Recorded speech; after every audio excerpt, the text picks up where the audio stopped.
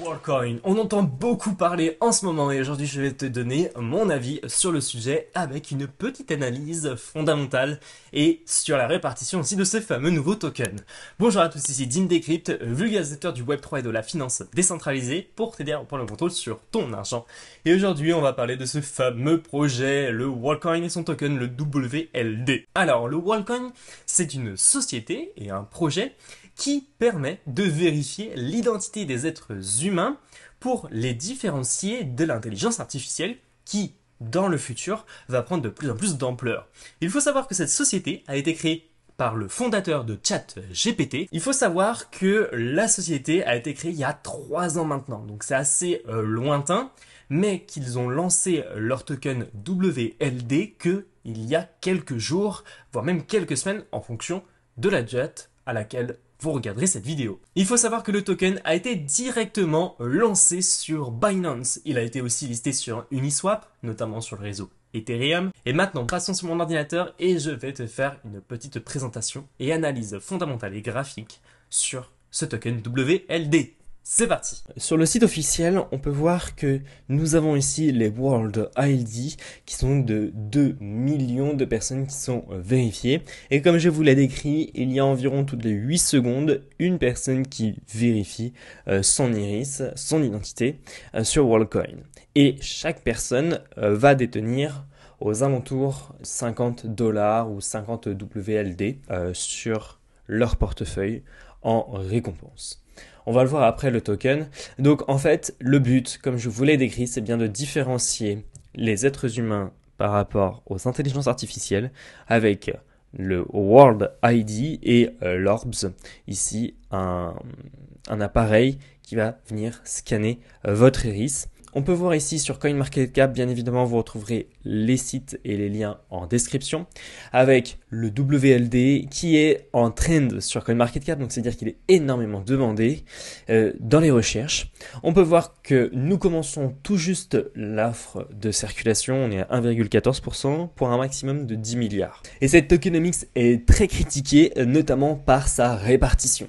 On peut le voir notamment ici sur Token Unlock, un tweet qui a été réalisé par la société, qui nous permet de voir la délivrance. Cependant, c'est cette tokenomics qui est malheureusement très critiquée parce qu'il n'y a pas grand-chose en final. Cependant, au vu de l'engouement du projet et du token, je pense que le projet a de quoi tenir sur du long terme.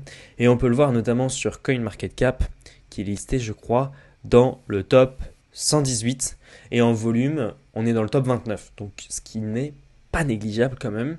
On peut le voir qu'il est aussi disponible sur des grosses plateformes d'échange, notamment Binance, KuCoin. Donc si le WLD est listé sur Binance, il a quand même une sacrée réputation.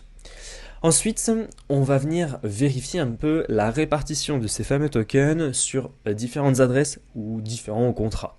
Et on peut voir que donc, le WLD est listé sur le réseau Ethereum, il n'a pas sa propre blockchain, et on peut voir ici sur la droite que nous avons une adresse qui possède 15% de la répartition globale, donc ce qui est assez important, puis une autre adresse qui représente 10%. Le reste est réparti sur des adresses de contrats intelligents, notamment 35% sur un contrat intelligent, je pense que ça doit être le contrat de l'airdrop, et puis 17,5% à une autre adresse de contrat. Et donc si on va voir sur un autre token, par exemple la répartition des tokens WLD, bon, c'est à peu près la même chose, on va pas se le cacher. Donc on a un léger petit cluster ici, mais qui n'est pas énorme. Donc pour conclure, ce token est assez bien réparti.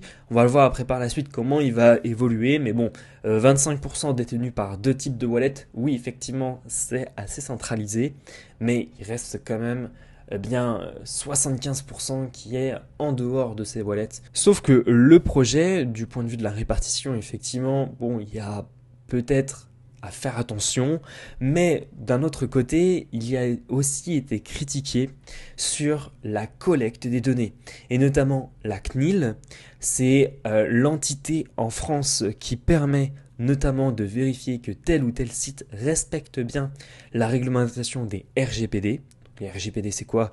C'est lorsque vous allez sur un site, eh bien, les cookies vont peut-être retenir votre lieu de consultation de votre site, votre adresse IP, etc. Et notamment la collecte des iris, eh bien, c'est pas vraiment réglementé en Europe du point de vue. Et donc, du coup, la CNIL va faire une enquête sur cette collecte de données qu'elle juge donc douteuse.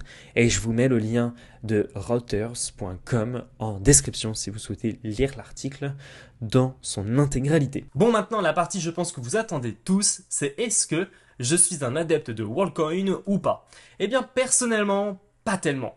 Pour la simple et bonne raison que je ne connais pas, notamment, comment ils vont stocker ces données, à quoi ça va leur servir par la suite. Parce qu'on parle d'une iris, une iris, ça se change pas facilement, notamment aussi une empreinte Touch ID, etc., ça se change pas facilement. Donc c'est tout ce qui est information biologique de moi au final. Encore, quand il y aurait eu des fuites de données, par exemple d'adresse mail, de mot de passe, etc., bon, ça se change. Même un lieu de résidence, bon, on peut tout de même déménager. C'est pénible, c'est chiant, etc. Bref, on déménage pas tous les 4 matins, mais c'est quand même possible. Là, ce sont des données biométriques, et là, franchement, moi, je suis un peu en dehors de tout ça. Il y aurait peut-être des fuites de données aussi, on ne sait pas. En informatique, les fuites de données sont assez courantes, donc personne n'est à l'abri de ce type de fuite.